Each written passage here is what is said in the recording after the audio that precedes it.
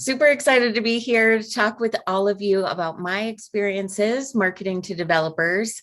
At DigitalOcean, we always say that we start with customers and we end with love. And so I'll be talking about how important it is to really delight your customers and why creating happy developers is, like you said, Amelia, our ultimate hack. So throughout the presentation, we'll be talking about these 4 building blocks when thinking about marketing to developers. So the first, and I think the most important, is to provide value to your community. I think there's this myth, I know that there's a myth that developers don't like any marketing at all. And I found that they're fine with marketing. I always say a more gentle marketing approach, but you really have to give something before you ask for anything in return.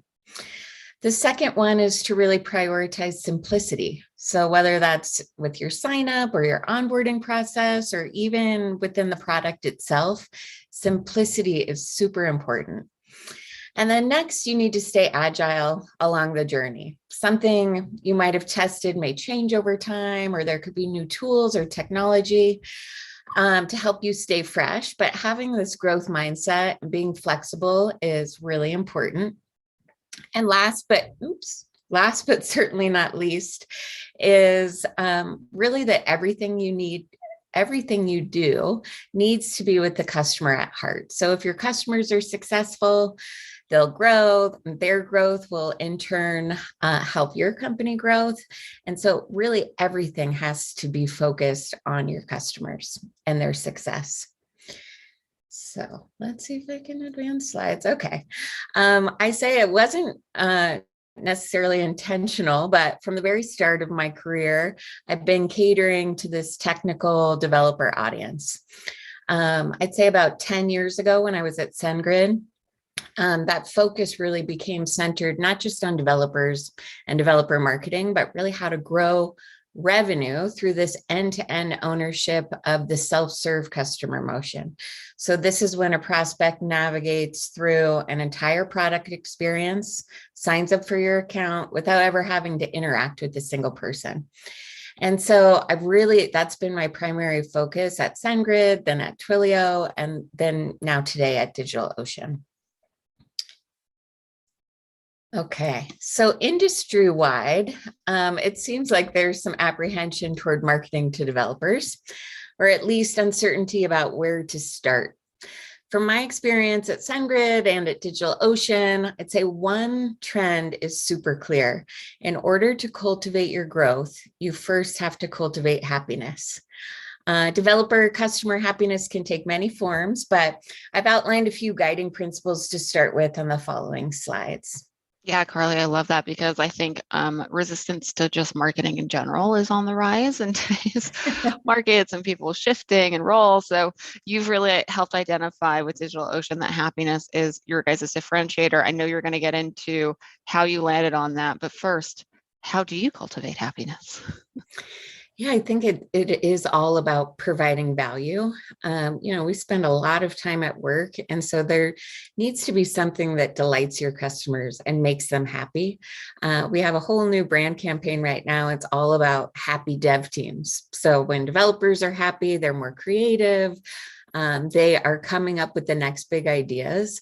So really figuring out how to be a tool in rather than just sort of like a task that they have to deal with throughout their day.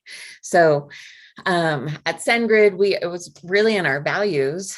We had what we called the 4 H's, so happy, hungry, humble, and honest.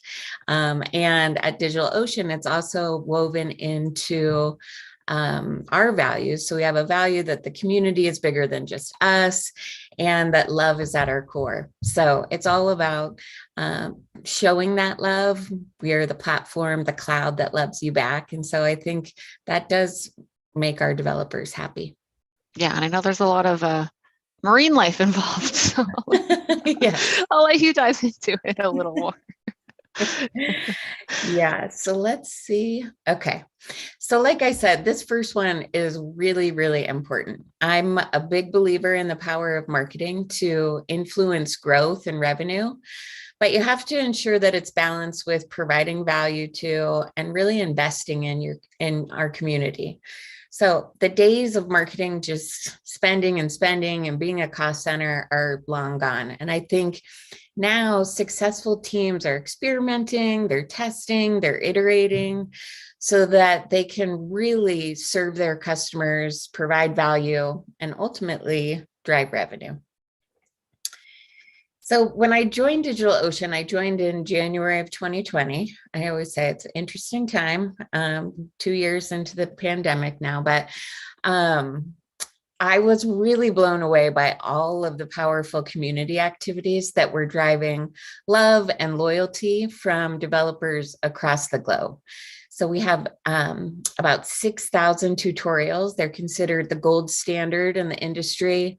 The community provides answers to questions. We have a Q&A that's answered by the community. We have our global startup program, Hatch, and we're founder of Hacktoberfest, which is the most popular hackathon in the world.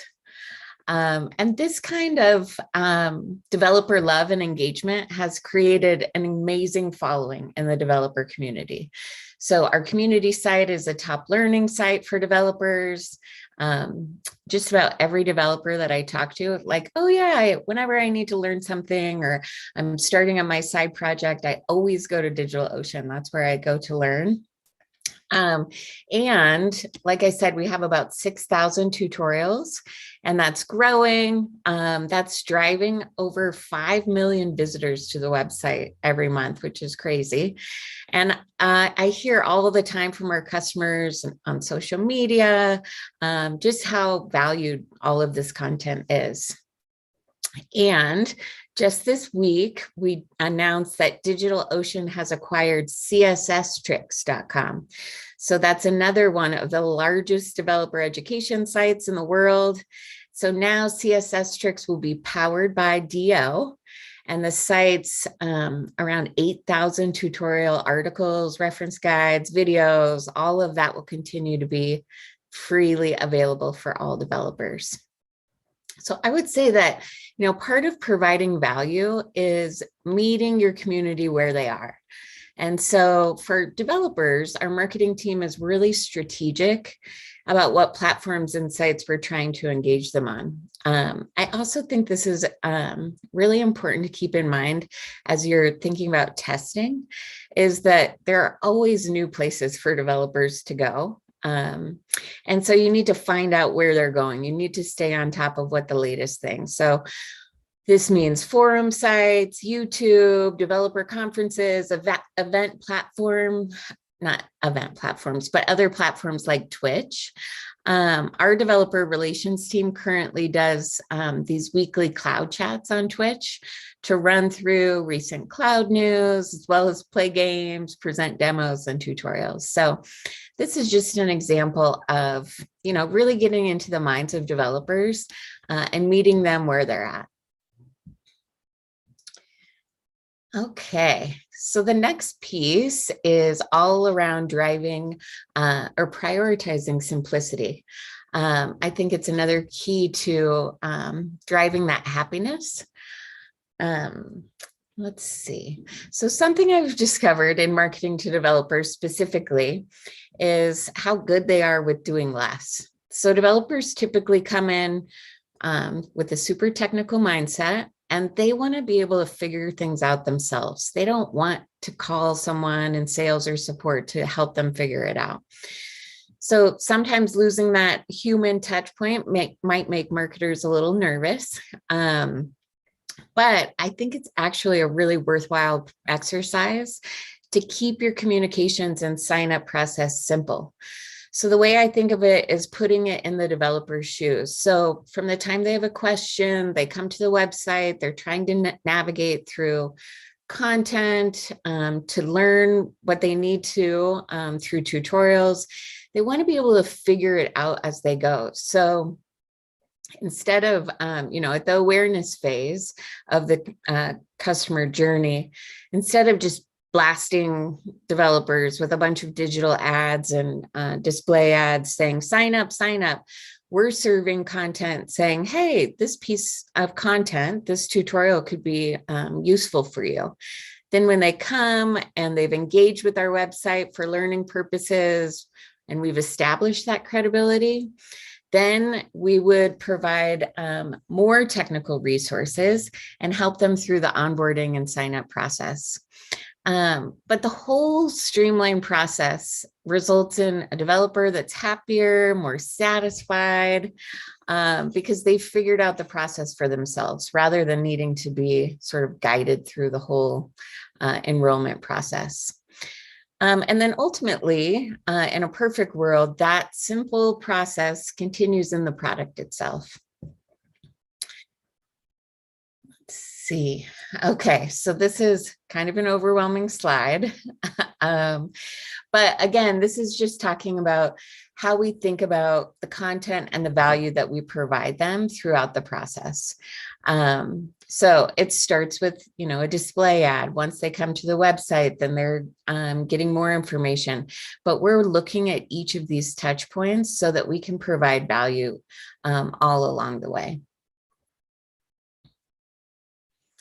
Okay, so our third principle is all about staying agile.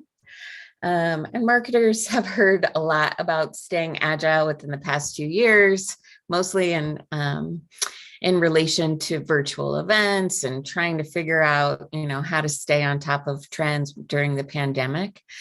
But I'd say where agility matters most to developers and prospective customers is really how closely you can follow them on their unique journeys.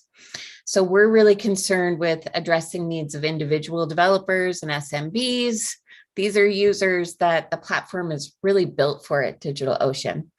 However, these same customers often make it through their journey from a hobbyist or early learners to full-fledged developers to entrepreneurs and startup owners even. So you got to think about providing value and developing tutorials and content for these developers, and then meeting them at every step of their journey.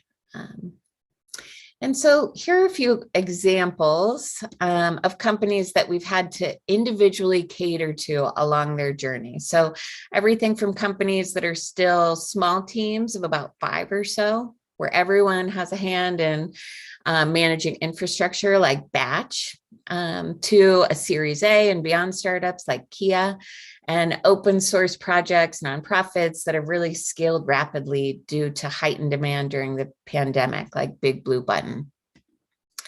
So when you don't ensure that you're staying agile and receptive to how the needs of your customers are changing, you really run the risk of delivering content that is no longer relevant or meaningful to your core audience. So our last principle is really around centering growth. And I'd say when marketers talk about growth, more often than not, they're looking at metrics like conversion rates, cost per acquisition, and these are definitely important growth metrics to measure. But we also reframe growth at DigitalOcean around our customers' growth. What I like to say is it's sort of like our customers' growth is a rising tide. So as they're developing the next big app and they're coming up with something really special and continuing to grow and use more of our infrastructure, not only do they grow and are successful, but it's just a rising tide for really our community at large. So in 2020, we have a user research team, and they discovered that the most important desired outcome among all of our customers, developers and SaaS customers, was around building a more successful product or business. So particularly for a company like us, when our customers scale, we do too. So, that's why we've infused this growth messaging throughout all of our marketing efforts. I mentioned earlier that we have this whole big brand campaign right now. If you're in the San Francisco, New York, or London areas, you might have seen some of our out-of-home advertising. but it's really focused on, actually perfect for this presentation because it's all around growth and it's all around happiness. That happy developers make businesses grow and DigitalOcean makes developers happy. So this really resonates with our customers, and we've really honed in on this growth messaging to make it clear to our developers that they can come to DigitalOcean and truly grow their business. So the top takeaways for this presentation, like I said, for cultivating happiness among prospective customers, first and foremost, you've got to provide value to your community, whatever value that is. And, obviously you're not going to wake up tomorrow and build out 6,000 tutorials or a ton of new content. So I would say start small and think about what is the one thing that you can do to provide the most value to your customers. I think it's always, it's usually, not always, but pretty clear. So at SendGrid, my first few months there, I created this email deliverability guide. That was what SendGrid did. We delivered email. And so it was all about, the complexity of getting your email delivered and how to do that and how to do it on your own. And that throughout my time, nearly 10 years at SendGrid, continued to be the most valued piece of content there. It's yes, because it was core to our business and it was really helpful for our customers. And so start by asking yourself, what is that one thing that your customers are really desiring that you can provide to them? And then you want to really prioritize simplicity. So make everything from your sign up to the product itself as easy to use as possible for your customers. Developers, like I said, are particularly wanting a really easy to adopt process. And then stay agile on the journey. Got to test. And even once you've tested something, after some time, you need to go back. Twitch wasn't around a few years ago. And so just like that, you need to try new things with your audience. And then again, at everything you do, you need to start with your customer in mind, and with their growth, making them successful, then in turn, that will make all of your marketing efforts successful as well. So that's all I've got. I'd love to take questions from anyone, but those are my tips, my hack to happiness for developers. It's a good hack. So we've got a few questions that have come in. So we'll start with the first one, which is happiness is obviously the differentiator for DigitalOcean. For some of our revenue leaders and maybe marketing leaders who are in the audience, can you share a little bit more about the iteration process of how you guys landed on happiness, how they can find their own differentiator that they can use in their marketing? Mm-hmm. Yeah, I think I am a big believer that happiness can be the differentiator for any good product. And that is because you want to be delighting your customers, no matter what your product or service is doing. And so I would say, what is it that your company is doing that does delight your customers, and start with that. And then you hone your messaging on how you can provide that to your customers, whether that's through content or your services or just better engagement with your customers as well.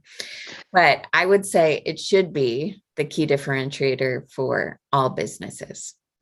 Yeah, and when you rolled it out, right, at DigitalOcean, how did you make it stick with the other departments, right? You came into marketing, you're like, we obviously need a differentiator. Happiness, you landed on happiness as the hack, and customer happiness and developer happiness, when that's an audience that's usually a bit more resistant or a little more conservative as well. How did you roll this out to other departments, to get them on board and then make it stick? Yeah, so I guess it's a couple of different parts. When I joined in 2020, we already had this, tons of love and loyalty from the community. And I think that is because we were making developers happy. We just probably didn't have the right verbiage for it. And so really rolling it out through our brand awareness campaigns, we did what I call more of a brand refresh, because we definitely didn't want to lose that loyalty that we've cultivated through our developer audience, through, like I said, all the content, all the Q&A, all the events that we had already been doing.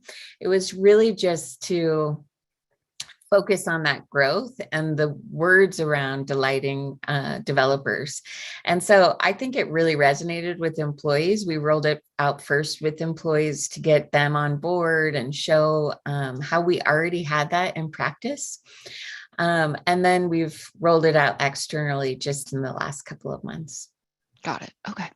So it's maybe a longer timeline than some people might say. Yes.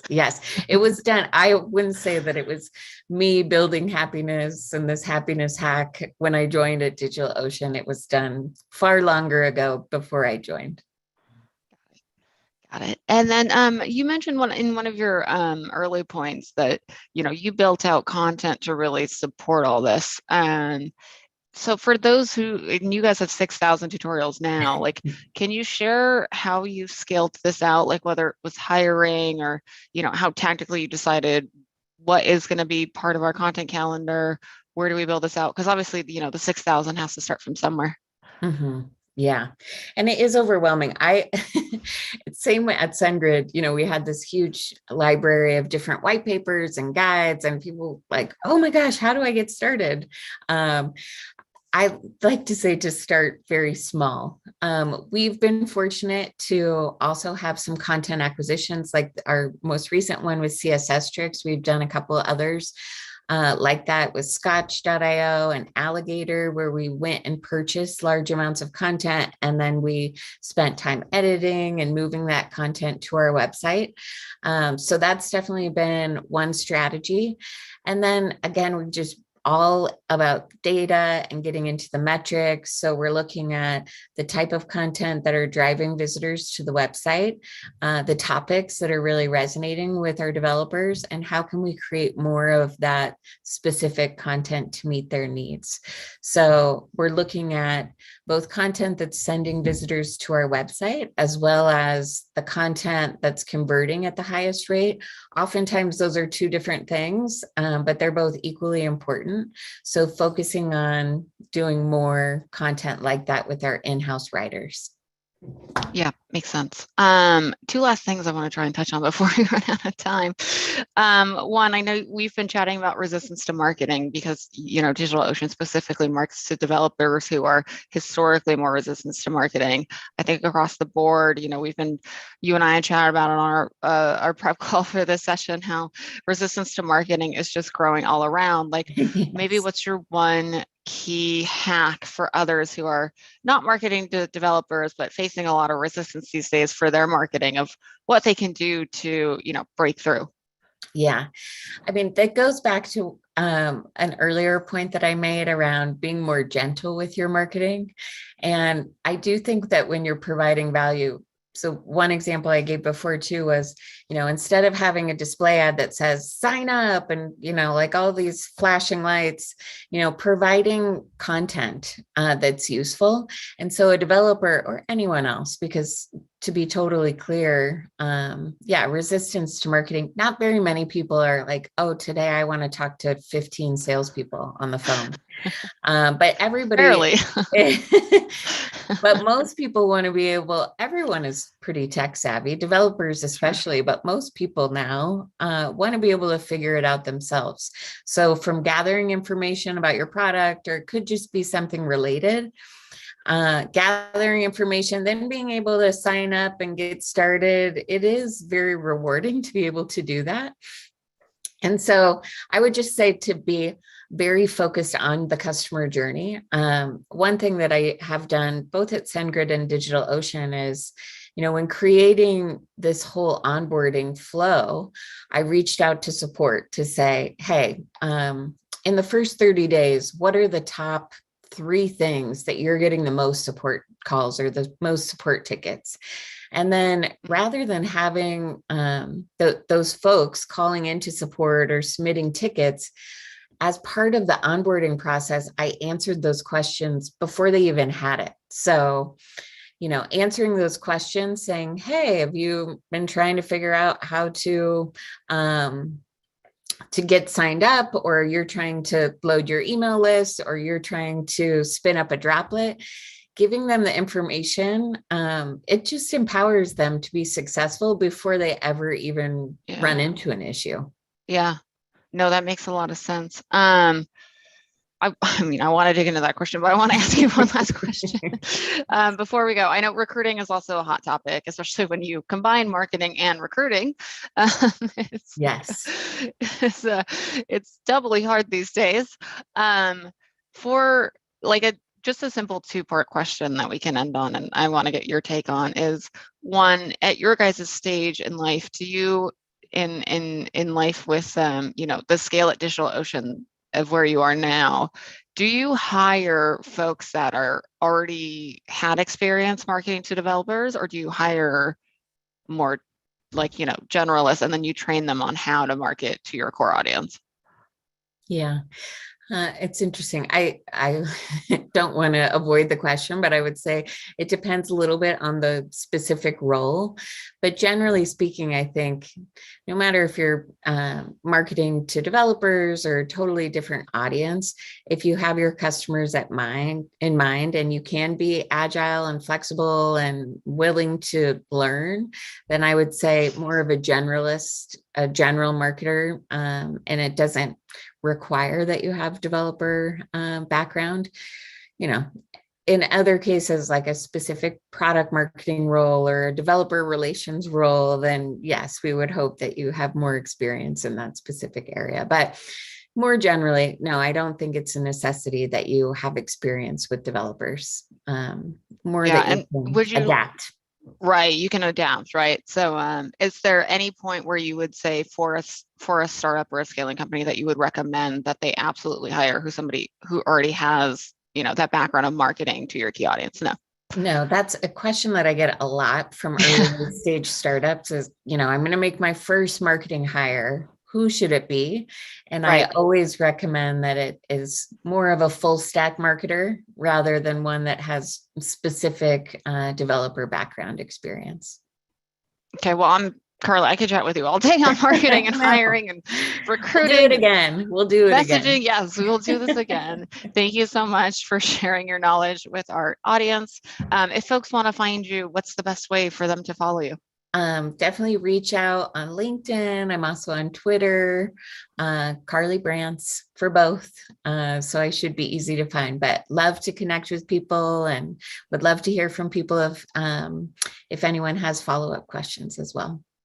Perfect. Well, thanks again so much, Carly. And for our team and our audience watching, we are continuing with our sessions now. So thanks for joining SaaStr Build. And thanks so much again, Carly. Thank you. I really enjoyed it.